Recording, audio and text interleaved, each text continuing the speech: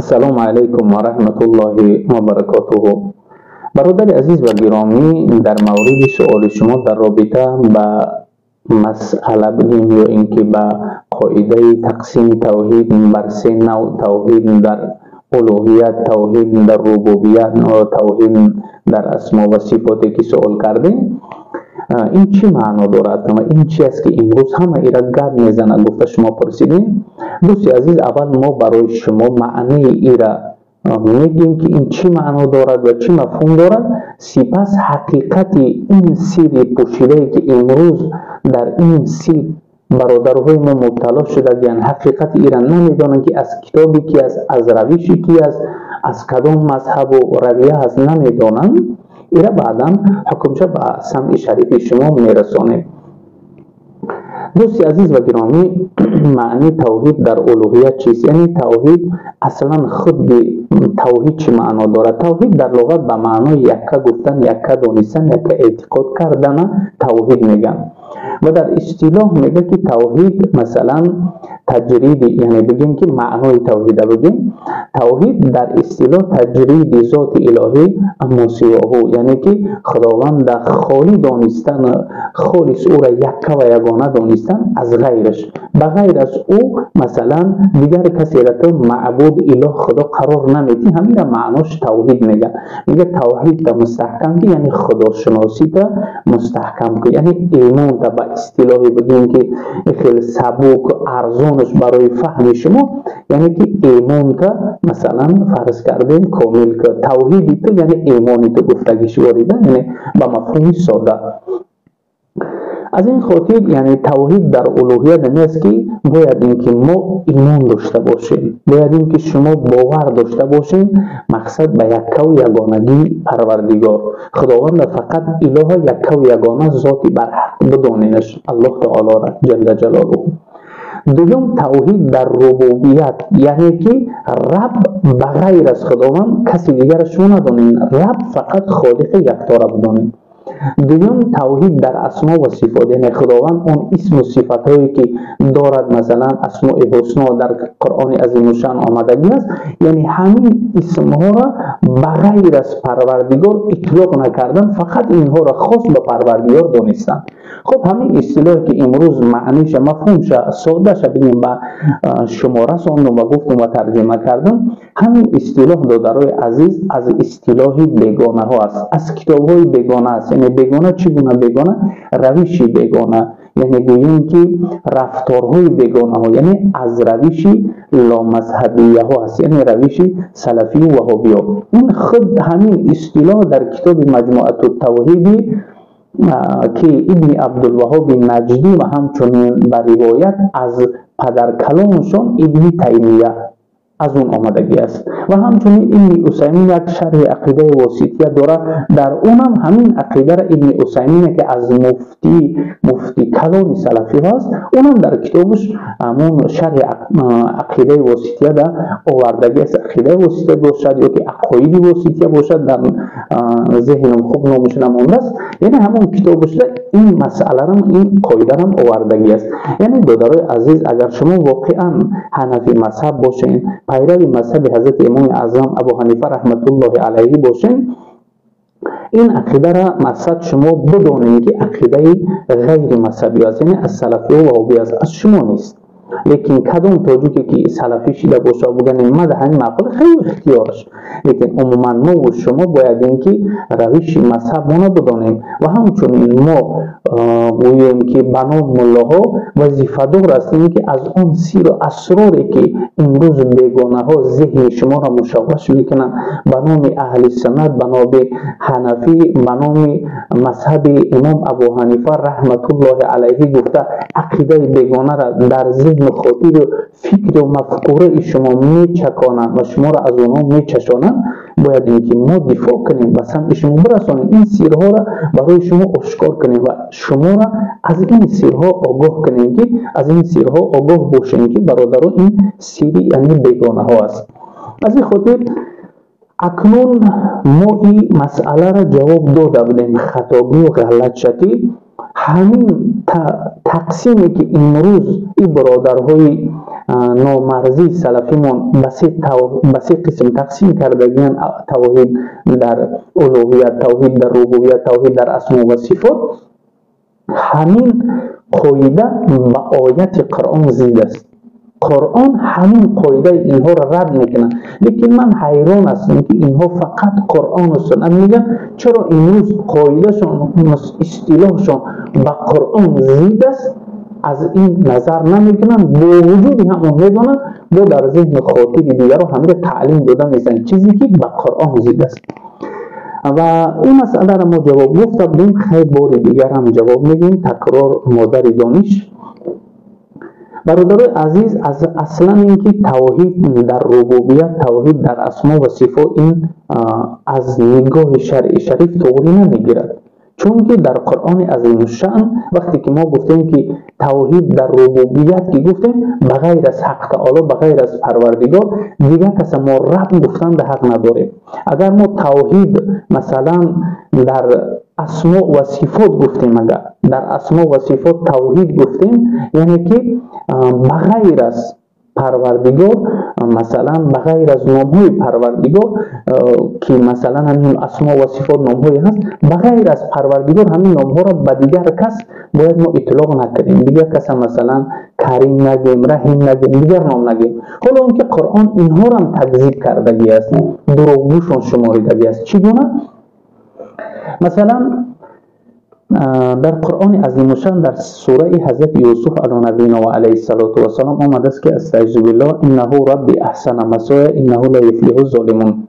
وقتی که زلیخا به حضرت یوسف علیه السلام سوی قصد کرد، میخواست که به او هم بستری شود، او را به خوابگاهش دعوت کرد، حضرت یوسف علیه السلام گفت که انه ربی، به درستی که پوتیفار، قطیفار میگه در تفسیران، قطیفار یعنی پوتیفار ربی من است که با ششگاهی مرا در این خانه چقدر خوب کرده است. یعنی چگونه من جرأت میکنم که به همسر رب بخونم، دست درازی کنم، به او خیانت کنم. گفته یعنی پوتیفار ربی من گفت. و این قصه را خداوند برای ما و شما حکایت کرده است که یعنی مولا و رئیس حضرت یوسف علیه السلام رب خداوند برای ما و شما قصه کرده است. همچنین در دوام همین آمدگی است که وقتی که حضرت یوسف علیه السلام در زندان بود، خوابی مقصد خواب دیدگان را تعبیر کرد و خوابشان برای او 2 نفر تعبیر کرد. بعدا به او کسی که یقین داشت که از زندان آزاد می شود میبراید، برای او گفت که استعوذ بالله و قال للذی ظن انه ناج منه اذکرنی عند ربک فانساه الشیطان ذکر ربک فلبث فی السجن 2 سنین. یعنی در همین اینجا حضرت یوسف علیه السلام برای همون زندانی که آزاد میشید، ساقی بود، یعنی آب دهنده و بگیم که شراب دهنده پادشاه بود، با او گفت که مرا تو یادآوری کن در نزد رب، در نزد رب. میگه خداوند از خاطر او برد، میگه یادآوری کردنی مقصد حضرت یوسف در نزد ربش. در چند جا مثلا خداوند یعنی رب برای مخلوق اطلاق کرده است. وقتی که توحید در مثال ربوبیت بگیم رب که باشه، آیات قرآن این را تکذیب میکنه. این یک دیگه که در اسما و صفات با این به طریق با بگیم که روشنتر این را بیان کنیم. توحید در اسما و صفات باشه، اگر توحید در اسما و صفات باشه، اگر خداوند در قرآن در وصف جناب پیغمبرمون علیه السلام فرمودن که استعوذ بالله لقد جاءکم رسول من انفسکم عزیز علیه ما عنتم حریص علیکم بالمؤمنین رؤوف رحیم. یعنی برای شما یک پیغمبر آمد از جنس خودتان، از بین خودتان، برای او بسیار مثال سنگین است. مشقت‌های شما، مشکلات شما، بر ایمان شما، بر هدایت شما بسیار مثلا بگیم که حریص است، بسیار تشنه هست برای چیز شما، یعنی هدایت یافتن شما، برای هدایت شدن یافتن شما بسیار طلبگار است. یک بگیم مفهوم سادهش حریص علیکم بالمؤمنین رؤوف رحیم، با مؤمنان همین جناب پیغمبر رؤوف و رحیم است. حالا که اگر توحید در اسما و صفات باشه، رؤوف و رحیم مثلا این از اسماء حسنا است، از نامهای پروردگار است. خداوند حبیبش به رؤوف و رحیم یادآوری کرد، مقصد که ذکرش کرد، گفتش برای ما این قصه را مثلا در قرآن حکایت کرد، آورد که امروز ما شما زمزمش میکنیم این آیت کریمه را. در اینجا مثلا عبدالرؤوف یا عبدالرحیم نیومده است، خالص رؤوف و رحیم، یعنی اون اسم، اون لفظی که در اسماء الحسنا ما میبینیم و را تلفظ میکنیم به زبان میاریم، عیناً همون لفظی رؤوف و رحیم خداوند خود برای پیغمبرش صفت. اگر توحید در اسما و صفات باشه، پس این آیت کریمه که قول و اصطلاحی مقصد پدر کلام شما و پیشواهاتون زید برآمد، چرا این شما نظر نمیکنید؟ از این خاطر برادران عزیز، اولا اینکه برای همین عوام الناسی که امروز مثلا شما جهت مهاجرت مهنتی به روسیه رفته این کار میکنین، ذهنهای شما خالی از دانش و معرفت اسلامی است.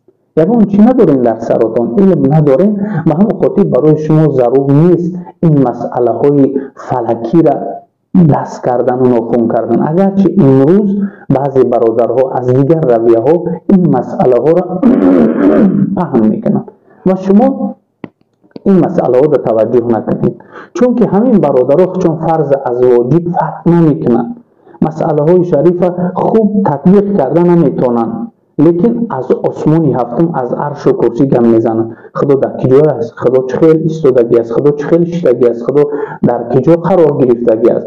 خدا مکانش کدام است؟ تو چی کار داری با مکان خداوند؟ تو چی کار داری با حالت پروردگار؟ تو خطه بدون، تو حالت خطه بدون، کاری خطه و که چی کار داری با پروردگار؟ تو فرض ازواجی فرق نمیکنی، تو چی و بالای آسمانی هفتم نظر کردن، اعتبار کردن چی؟ برای چی در کار است؟ حالا که جناب پیغمبر من علیه السلام فرمودند که من تفکر فی الله و صفاته زل، هر کسی که اگر در گوییم که ذات پروردگاری، در صفات پروردگاری تعمق میکنه، بسیار دوراندیشی میکنه و بسیار فکر میکنه و همونها را فکر میکنه، گمراه میشه گفتم. و کسی فکر میکنه در بسیار مخلوقات خداوندی، در معجزه های پروردگاری یا اینکه در نعمت های خداوندی فکر میکنه، ایمانش زیاد میشه. شما مثلا در نعمت های پروردگاری، مخلوقات خداوندی، نشانه ها و معجزه های پروردگاری فکر کنید که خداوند برای سر شما یک آسمانی به ستون خلق کرده است، خداوند برای شما اینقدر نعمت داده است، خداوند برای شما دستی را، چشمی بینا، پایی را و عقلی را و اینها را داده است. این را شما فکر کرده تا اینکه سبب زیادتی ایمان شما میشه. وقتی که شما از ذات پروردگار فکر کردین، در ذات خداوندی فکر کردین، در اسما و صفات بسیار فکر کردین، عقل و فهم شما بسیار قاصر و بسیار ضعیف است که به حقیقت اون میرسه، به گمراهی میل میکنه. علاقه عقل شما فهمیش و تصوری سطوت و بزرگی پروردگار کردن نمیتونه، چون که خداوند ذاتی است که استعیذ بالله لیس کمثله شیء. خیلی نمیتونید شما یک چیز را بررسی کردن، نعوذبالله یگان شک و شکاکی در دلتان میارین، خطانه برای گمراهی میبرین. از این خاطر در ذات و صفات خداوندی قدر دوراندیشی نکنین، قدر چقدر نکنین. میدونید خداوند وجود دارد، ذات خداوندی هست، رازق شما هست، نگهبان شما هست، تمام الحمدلله گفته عبادت شکنین، پرستش شکنین، حلال بخورین، حلال بگردین، برای شما کفایت. یک قدر در این توحید میخواهیم که این مقصد چند بزنین بفهمین، اول تحکورسی علم و فرهنگی و دانش را مکمل کنین، بعد میتونین که شما مقصد علمی توحید عقاید بخونین. برای شما ولی یا ضرورت ندارن. دیگر اینکه جناب پیغمبر من علیه السلام گفتند که لا تفکروا فی الله، یا که لا تفکروا فی ذات الله، ای امتان من شما فکر نکنین در ذات خداوندی، در باره ذات پروردگاری خیلی فکر نکنین که با گمراهی میرین. و تفکروا فی آلاء الله، شما در نعمت های خداوندی فکر کنین. در نعمت‌های خداوندی فکر کنید که خداوند برای شما چقدر نعمت‌های زیاد در دنیا خلق کرده. همین نعمت چه فکر کردن شکر کنید، ایمانتون ان شاء الله زیاد میشه. از این خاطر دادرای عزیز شرط نیست که هر چیزی را که در اینترنت دیدین، هر یک قاعده را از یک ملای که تگ و تیشه و اصلی او را نمیدونین، استادای او را نمیدونین، مدرسه او را نمیدونین که چگونه جدا خونده سای، چگونه تعلیم گرفته سای، او از مذهب شما هست یا نیست نمیدونین. در ماشاءالله انا ملا انا میبدسته انا حضرت نمیبدست گفته مثال از عقیده او ندانسته در راه هر کس نرین که خطان با گمراهی در چاه هلاکت نه اندازین و دست خطان. از این خاطر برای همین سطح علمی و فهم شما همین ملای 5 وقته محلتون کفایت میکنه. میتونین که رقمای تلفن همین ملای محله 5 وقته تون بگیرین، مثال همون امام 5 وقته را یک مراجعت کنین، مسئله دینتون فهمیتون انشاءالله شما را هم مسئلاتون حل میکند. یعنی حاجت نیست که اینقدر توجه زیاد هر کسی که در یوتیوب و گوگل برآمد و در دنبال کنین، مقصد مسئله او را بررسی کرده و بگیرین در گردناتون کشال کنین. از این خاطر احتیاط کنین که تو اینکه خلل در دنیا و دینتون وارد نشود. هدانا الله تعالی و ایاکم و کل المسلمین الى سواء السبیل. السلام علیکم و رحمت الله و برکاته.